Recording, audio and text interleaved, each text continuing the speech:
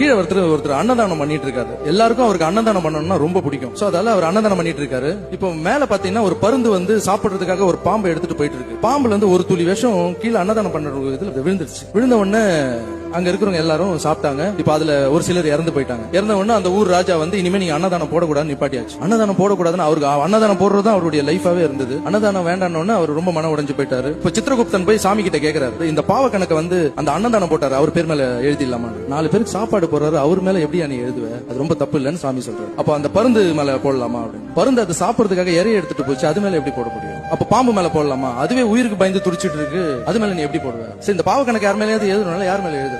கொஞ்ச நாள் வெயிட் பண்ணு, இந்த கணக்கு அப்படியே வைன்னு சொன்னாரு. அதுக்கப்புறம் பாத்தீங்கன்னா கொஞ்சம் நாட்கள் போச்சு. மறுபடியும் அவர் அன்னதானம் போட ஆரம்பிச்சாரு. ராஜாவை போய் பார்த்து பர்மிஷன் கேட்டு அன்னதானம் போட ஆரம்பிச்சாரு. அன்னதானம் போயிட்டு இருக்கு. ஒரு 2 வயசானவங்க ஒரு வாரமா சாப்பிடாம, இங்க யாரோ அன்னதானம் போடுறாங்களா, அது எந்த பக்கம் போகணும்னு கேட்டாங்க. அந்த 4 பேர் திண்ணில உட்காந்து பேசிட்டு இருக்காங்க. இப்போ அன்னதானமாமா, அந்த ரைட்ல போய் லெப்ட்ல கட் பண்ணுங்க, அங்க ஒரு ராஜா அன்னதானம் போட்டுட்டு இருக்காரு.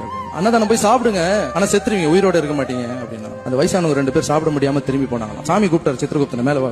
அந்த பாவத்தை யார் மேல போடணும்னு கேட்டிருந்தல, அந்த 4 பேர் உட்காந்து சும்மா பேசியிருந்தாங்க பத்தியா. அவன் சாப்பாடும் போட மாட்டான், போடுறவங்களும் என்கரேஜ் பண்ண மாட்டான். 2 பேர் போய் ஒழுங்கா சாப்பிட்டு இருப்பாங்க, அவங்க எதுவும் கெடுத்தாங்க. அந்த பாவத்தை அந்த 4 பேர் மேல சேர்த்து விட்டாங்களாம். சோ சும்மா நம்மளை பத்தி ட்வீட் போடுறவங்க பேசுறவங்க இவங்களுக்கு எல்லாம் இருக்கு. சோ அதை நம்ம எதுவுமே பேசிக்க வேணாம், நல்லது வேணா நம்ம பண்ணிக்கிட்டு போயிட்டே இருக்கணும், அவ்வளவுதான்.